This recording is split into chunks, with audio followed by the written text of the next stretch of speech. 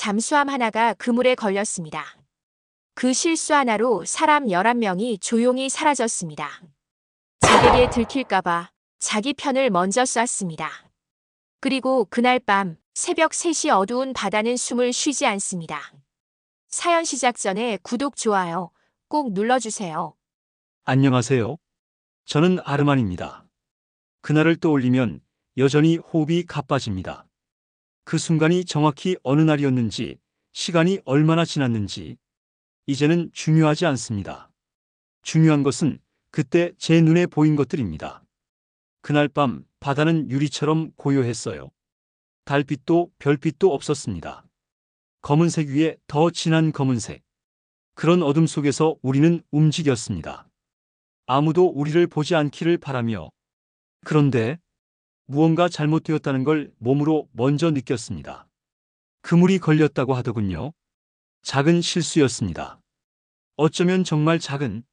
하지만 우리는 그 작은 실수가 얼마나 큰 결과를 만드는지 곧 알게 될 것입니다. 잠수함이 떠오르지 못했습니다. 자꾸 침몰하려고만 했습니다. 무슨 일이 일어나고 있는 걸까? 제 목소리가 떨렸습니다. 그건 첫 번째가 아니었어요. 공포라는 것을 이미 많이 경험했습니다. 그런데도 그때의 떨림은 달랐습니다. 죽음이 가까워지고 있다는 걸 아는 사람의 떨림이었으니까요. 심장이 미친 듯이 뛰었습니다. 귀에도 들렸습니다. 콕콕콕콕.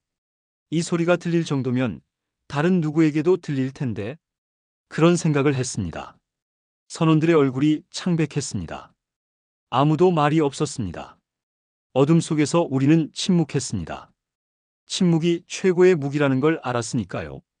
그런데 침묵도 오래되면 소리가 됩니다. 그건 절망의 소리입니다. 제가 가족을 생각한 건 그때였어요. 아내가 밥을 기다리고 있을 텐데 집이 너무 멀게 느껴졌습니다. 마치 다른 세계에 있는 것처럼. 잠수함 내부 금속 복도가 들려주는 건 절박한 뿐입니다. 긴급 회의가 소집되었습니다. 모두가 모였을 때 공기 자체가 달랐어요. 마치 수중에 있는 것처럼 무거웠습니다. 우리는 좌초했습니다. 이제 선택을 해야 했습니다. 지휘관의 얼굴이 돌처럼 굳어 있었습니다. 그의 입에서 나오는 말 한마디 한마디가 모두의 운명을 결정했습니다. 그리고 그 운명은 결코 밝지 않았습니다. 탈출해야 한다. 그 말이 떨어지는 순간 누군가 짧은 숨을 내쉬었습니다. 북한 해역, 그리고 탈출. 이 두 단어가 같은 문장 속에 있다는 것 자체가 농담 같았습니다. 아니, 농담이 아니라 악몽에 가까웠습니다. 옆에 있던 젊은 승조원의 눈이 떨렸습니다. 그 녀석의 나이가 아마 20대 초반이었을 겁니다. 아직도 기억합니다. 그의 눈동자. 그 안에 있던 공포. 그것도 순수한 공포. 우리의 눈이 만났습니다. 말을 하지 않아도 알았어요. 그가 무엇을 생각하고 있는지. 그리고 저도 같은 생각을 하고 있었습니다. 우리는 죽을 것인가? 제가 처음 한 질문은 아닙니다. 모두가 이미 그 질문을 던졌을 겁니다. 하지만 아무도 대답을 할 수 없었어요. 대답이란 것이 없으니까요. 그 회의 중에 누군가 밖으로 나가야 한다고 했습니다. 구조 신호를 보낼 사람, 정찰할 사람, 그런 것들이 필요했습니다. 그런데 그건 결코 돌아올 가능성이 없는 임무였습니다. 저도 손을 들었습니다. 지금도 그 순간이 왜였는지 모릅니다. 두려움인가요? 책임감인가요? 아니면 그냥 살기 위한 몸부림인가요? 내가 나가겠습니다.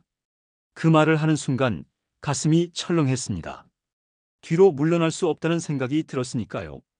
그리고 그 다음 순간 모든 게 시작되었습니다. 밤의 바다. 우리는 물속으로 들어갔습니다. 검은 물이 온몸을 감쌌습니다. 차가움도 없었어요. 그건 이미 익숙했거든요.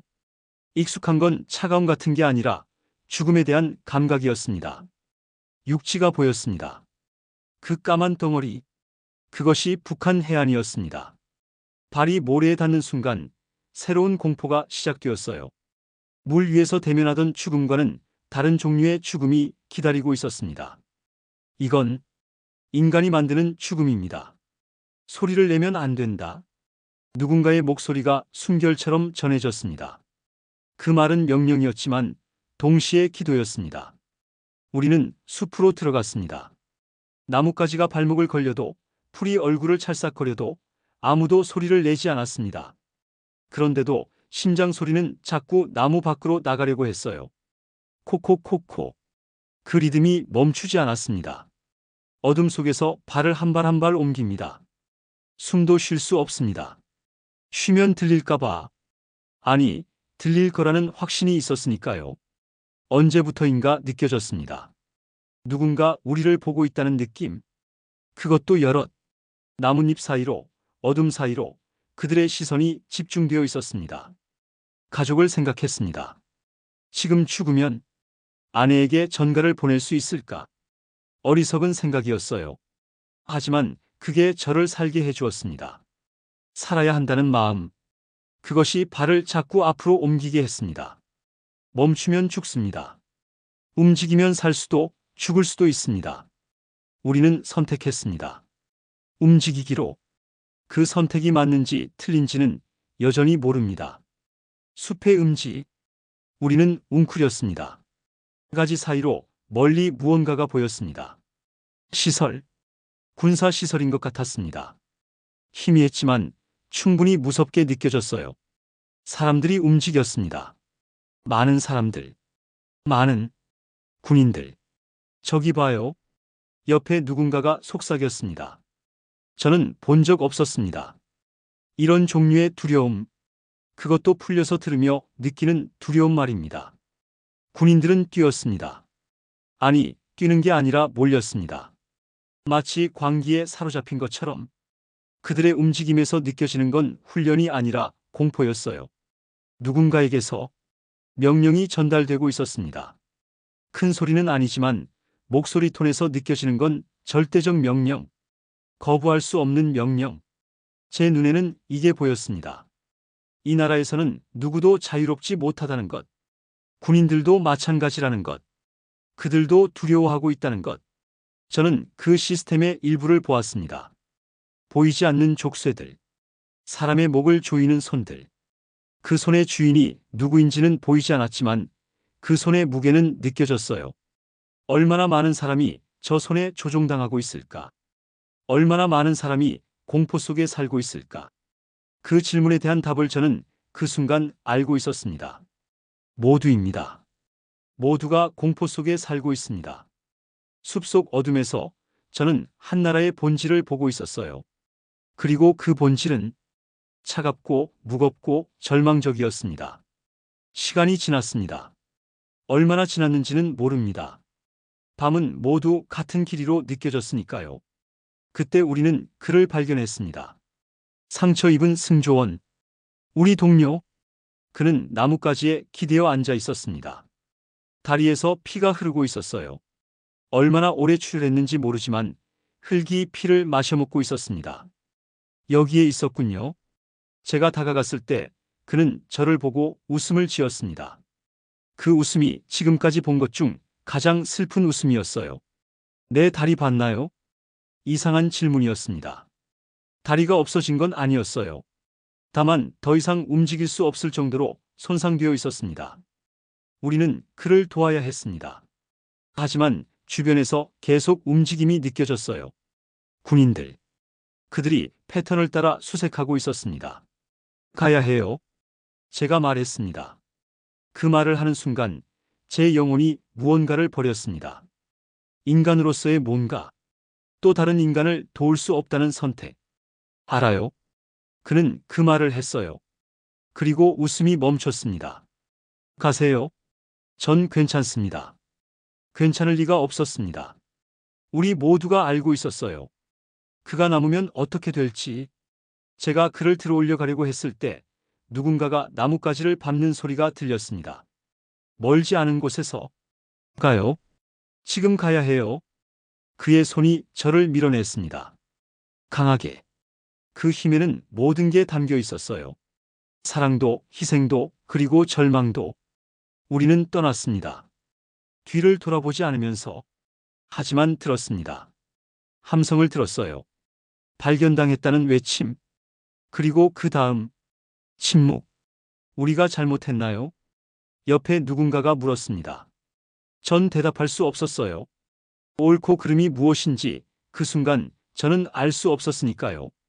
해안이 가까워졌습니다. 그리고 우리 중 일부가 사라졌습니다. 일부는 구했습니다.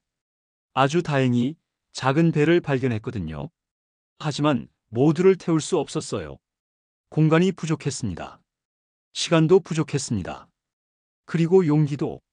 누가 남을 건가요? 그 질문이 떠올랐을 때 저는 누군가를 죽이고 있다는 걸 알았습니다. 말 한마디가, 선택 하나가 누군가의 죽음이 되었어요. 이 배를 타세요. 이 배만 가면 국제해역입니다. 누군가는 남기로 했습니다. 스스로. 아닙니다. 그들도 선택하지 않았어요. 그냥 남겨졌을 뿐입니다. 배는 움직였습니다. 노를 저으며 우리는 벗어났습니다. 육지에서, 그 검은 덩어리에서. 뒤를 보지 않으려고 애썼습니다. 하지만 뒤를 봤습니다. 불이 보였어요. 작은 불들. 그리고 그 불들 사이에서 움직이는 사람들. 그들이 누구인지는 몰랐지만 그들이 무엇을 찾고 있는지는 알았습니다. 우리를. 그리고 남겨진 그들을. 배는 계속 움직였습니다. 멈추지 마세요. 누군가가 속삭였습니다. 계속 노를 저으세요. 그 말이 맞는지 틀린지는 모릅니다. 하지만 우리는 계속했습니다. 멈출 수 없었거든요. 왜냐하면 멈추면 모든 게 끝나니까요. 국제해역? 그 경계선을 넘는 순간 제 몸에서 무언가가 떨어져 나갔습니다. 공포는 남았지만 다른 무언가가. 아마도 희망. 그것도 여전히 불확실한. 우리가 살았나요? 제 목소리가 떨렸습니다. 이번엔 공포 때문이 아니었어요. 무거움이었습니다. 바다는 고요했습니다. 검은 새벽은 이제 회색으로 변하고 있었어요. 새벽이 오는 건가요? 아니면 제 눈이 더 이상 어둠을 견딜 수 없어서 밝게 보이는 건가요? 쟤는 고개를 들었습니다. 뒤를 봤어요. 북한 해안이 보였습니다. 이제는 정말 멀어진 검은 덩어리. 내가 본 그곳이 정말 있었을까? 아니면 악몽이었을까? 그 질문을 더 이상 할 필요가 없었어요. 제 손에 흙이 묻어 있었으니까요. 제 옷에 피가 묻어 있었으니까요. 당신들은 살았습니다. 누군가가 말했습니다. 그게 확인인가요? 축하인가요? 아니면 저주인가요? 전 모르겠습니다. 우리는 뭐가 되었나요? 제가 물었습니다. 아무도 대답하지 않았어요. 바다 위에서 나는 생각했습니다. 자유가 이런 무게인지 처음 알았습니다. 자유는 가볍지 않습니다. 자유는 매우 무겁습니다. 좋은 것들은 대부분 무겁습니다. 책임이 무겁고 선택이 무겁고 그리고 살아있다는 것도 무겁습니다. 배는 계속 움직였습니다. 그리고 저는 뒤를 계속 봤습니다. 그 검은 해안이 없어질 때까지. 캐나다. 이제 여기가 제 집입니다. 당신들이 저를 만난 건 이 안전한 곳에서입니다. 하지만 제 눈은 여전히 그곳에 가 있습니다. 그 검은 해안, 그 숲, 그리고 남겨진 사람들. 다시 돌아가고 싶었습니까? 누군가가 물었습니다. 전 오래 생각했습니다. 네. 여전히 그렇습니다. 그게 진실입니다. 11명이 돌아오지 못했습니다. 제 동료들입니다. 제 친구들입니다. 제 형제들입니다. 그들의 가족은 여전히 그들을 기다리고 있을까요? 아니면 이미 포기했을까요? 저는 살았습니다. 다른 누군가는 살지 못했습니다. 그 차이가 뭔가요? 운인가요? 선택인가요? 아니면 신의 뜻인가요? 저는 여전히 모릅니다. 제가 할 수 있는 건 살아있다는 것을 매일 느끼는 것입니다. 호흡을 한다는 것, 눈을 뜬다는 것, 제 아내의 얼굴을 본다는 것, 그들이 하지 못한 것들을 제가 대신하는 것. 그것이 제가 할 수 있는 최선입니다. 자유가 뭐라고 생각합니까? 그 질문에 대해 저는 이제 대답을 알고 있습니다. 자유는 혼자서는 이룰 수 없는 것입니다. 누군가는 그 자유를 위해 남아야 합니다. 누군가는 그 자유를 위해 희생해야 합니다. 그리고 자유를 얻은 우리는 그들을 기억하는 것 외에 다른 길이 없습니다. 자유와 사명은 선택할 수 있는 용기에서 시작됩니다. 제가 처음 생각한 말입니다. 이제는 제가 사는 이유이기도 합니다. 제가 뭘 더 말할 수 있을까요? 영상이 천천히 어두워집니다. 마지막으로 보이는 것은 바다. 그리고 지평선. 그 지평선 너머 어딘가에서 누군가는 여전히 기다리고 있을 것입니다.